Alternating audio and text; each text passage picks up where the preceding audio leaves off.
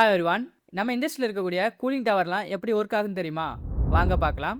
நம்ம இண்டஸ்ட்ரியில பார்த்தீங்க அப்படின்னா, யூட்டிலிட்டி செக்ஷன்ல ஒரு இம்பார்ட்டன்டான செக்ஷன் பார்த்தீங்கன்னா, இந்த கூலிங் டவர்.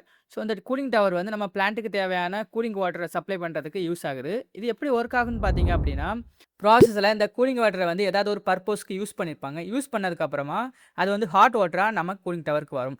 கூலிங் டவருக்கு வந்த உடனே அதில வந்து டிஸ்ட்ரிபியூட்டர் நாசில் குடுத்துருப்பாங்க. அது வந்து அந்த வாட்டர நம்ம ஃபில் மெட்டீரியலுக்கு மேல ஸ்ப்ரே பண்ணும். ஃபில்ன்னு சொல்றது வந்து ஒரு பேக்கிங் மெட்டீரியல். அதுக்கு மேல வந்து இந்த டிஸ்ட்ரிபியூட்டர் நாசில் வந்து ஸ்ப்ரே பண்ணும்.